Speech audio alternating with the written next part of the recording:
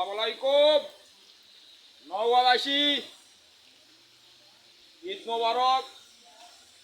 আগামী বৃহস্পতিবারে আমাদের এখানে ঈদ, তাই আপনাকে অগ্রিম ঈদ মোবারক জানালাম। তাই আমাদের এখানে আগামী বৃহস্পতিবারে ঈদের দিন, কুরবানির ঈদ।